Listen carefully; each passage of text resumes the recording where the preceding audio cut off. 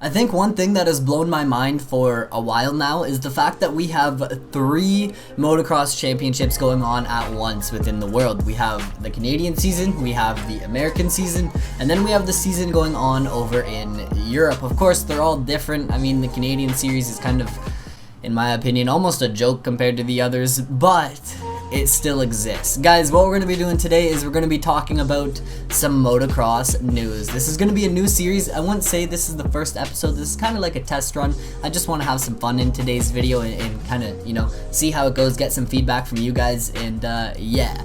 It's going to be GoonNews. I actually don't have an official name for it, so if you guys have any name suggestions, let me know in the comments below.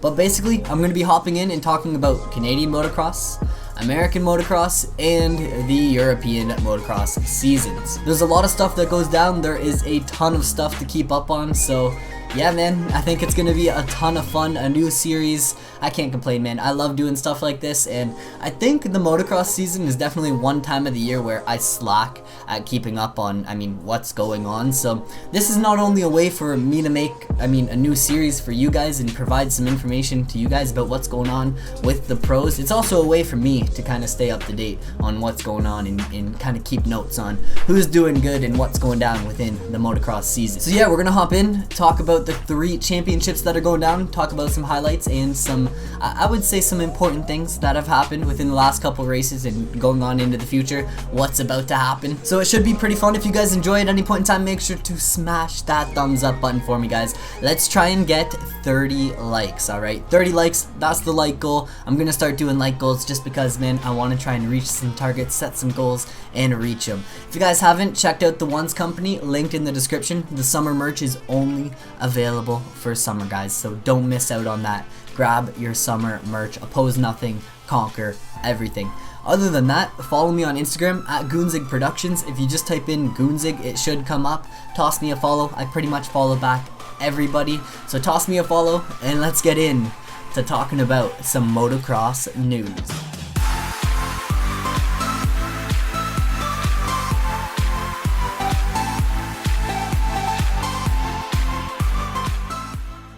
Okay guys, so how I figured we would do this series is I would go ahead and just kind of highlight some of the moments, some of the key things that have happened within Canadian Moto, American Moto, and then European Moto. I think it's going to be pretty fun because there is a ton of stuff to talk about, and with 3 different championships going on, there is definitely a lot of drama going down. Obviously, it's different riders in every championship. It would be absolutely crazy if someone was like flying to Europe on like the Sunday to go race and stuff like that.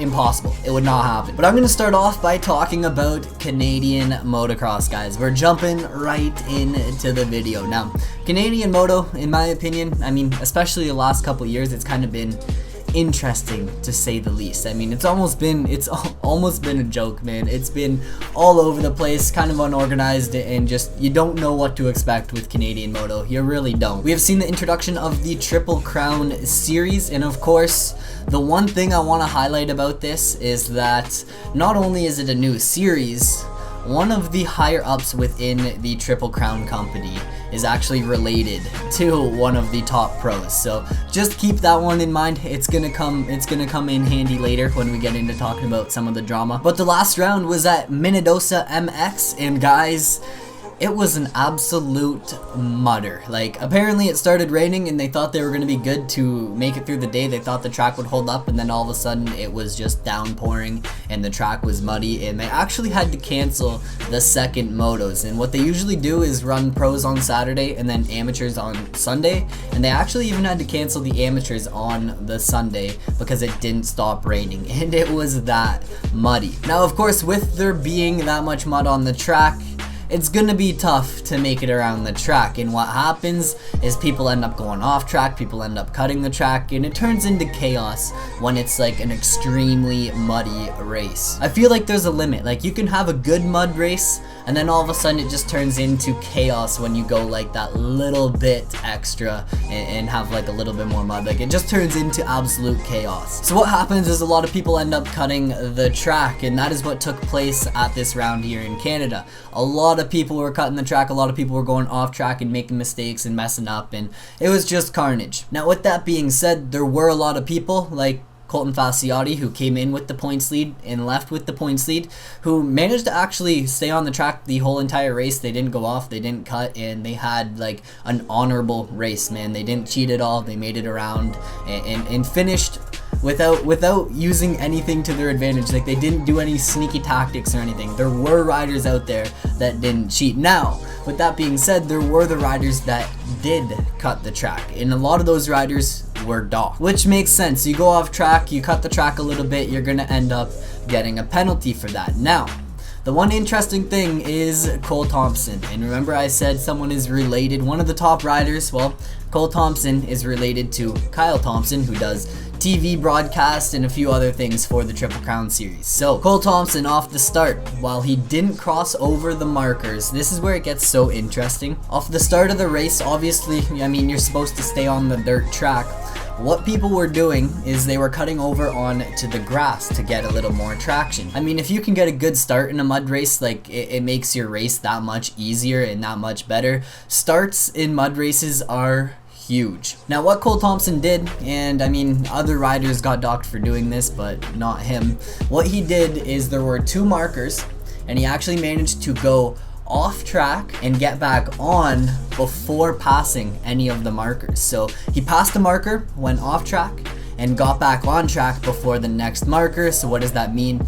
No points deducted for Cole Thompson. Now, he still didn't do that good on the day. Like, I think he had some struggles and he got like 11th in the moto, and then they didn't run the second moto, so it didn't even benefit him. So I mean, I don't know, man. While he didn't technically cheat, he did go off the track, and in my opinion, if other riders are gonna get docked for it, he should too. And it just makes you wonder, like, is there something going on behind the scenes there to try and make Cole Thompson win, or what's happening? We actually saw last year in, I think it was Quebec, the Quebec Supercross, Quebec Arena Cross, I think it was Supercross, and basically what happened is last corner, they came in, there was a dirty takeout, Cole Thompson hit Fasciotti, they both went flying over the finish line jump. Fasciotti, in the opinion of the public, won the race, and they gave it to Thompson, and it's just kind of like, is there something going on back there that we don't know about between those two? I mean, when you have family like running a series and then one of the family members like competing in the race, going for the win, like, I don't know, it's just kind of wild to think about,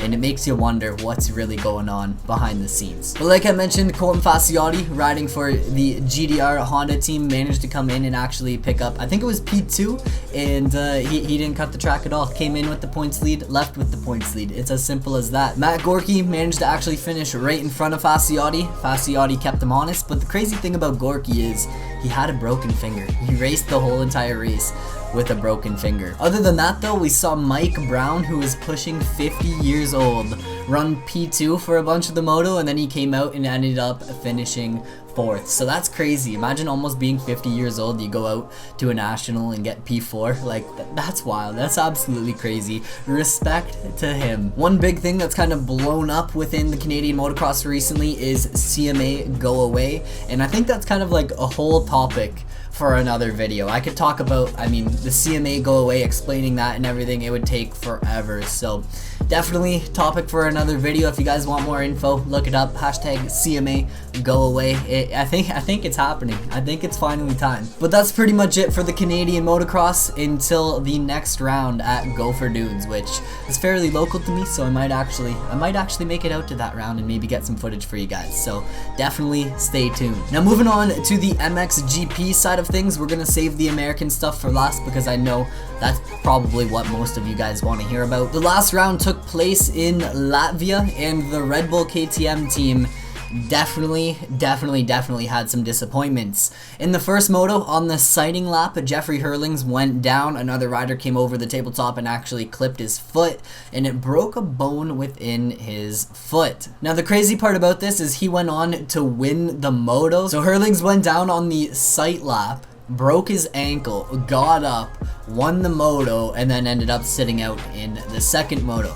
Second moto comes around, well, guess what happens to Antonio Cairoli? Antonio Cairoli ends up going down and dislocates his shoulder, so he doesn't end up finishing the race. Both of them are sitting out for the next round in Germany, so they're both missing the next round, which it sucks, man. They are both legends on a bike, so fast on a dirt bike, man. Seeing Herlings at MX Nations, it it was insane. Like Tomax, got nothing on him at all. But that means Tim Geiger is the new points leader in the 450 class, and in the 250 class, Prado is dominating, guys. So I guess KTM can't be too upset because they have a rider who has missed one round and got 1 second place in a moto.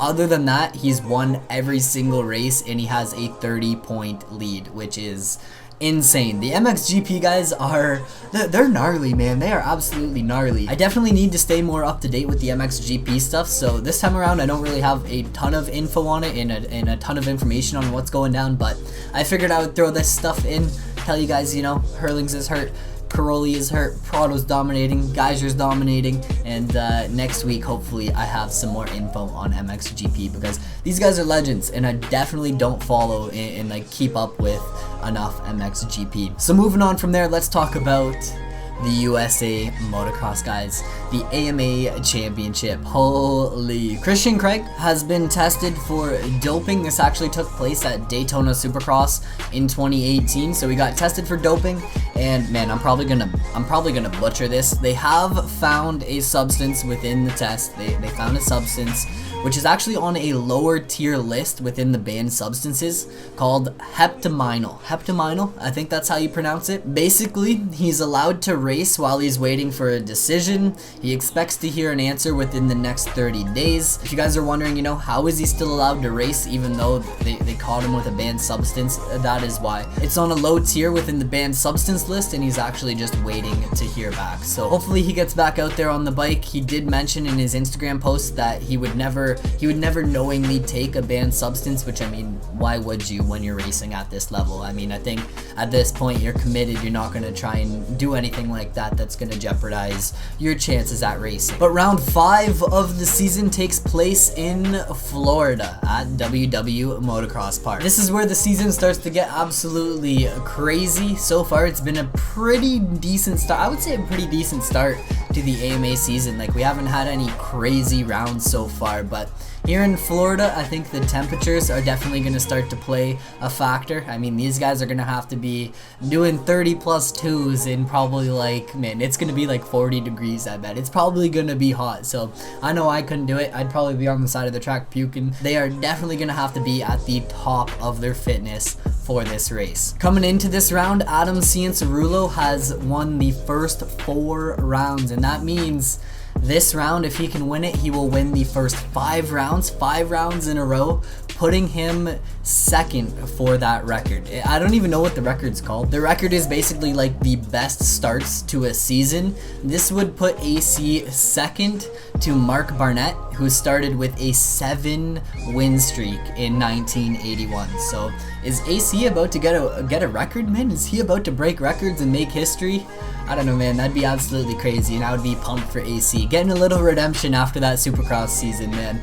He needs it. Now, Jordan Jarvis. If you guys don't know who that is, I think it might be a name that you're probably going to end up hearing a lot more of in the near future. She is basically looking at being the first female to make it in to the pro motocross scene. She's trying to get in, race with the boys, and be at that level. At High Point, she didn't end up being within the top 36 during qualifying, so she went to the LCQ, and apparently she was actually looking at like a qualifying spot until she tangled with another rider and went down. So hopefully she tries again this weekend. There's actually no confirmation of it, I don't think. People think she's gonna be there. I mean, why wouldn't you? If you were that close to qualifying, why wouldn't you come back and try and make history? So will it happen in Florida? Who knows? I think that would be absolutely huge for the sport. Now, I don't think with her doing this we're gonna see, I mean, all of a sudden like a ton of females within the sport, but it is kind of cool, and it's kind of like the next step to, I mean, having that happen. That would be absolutely crazy if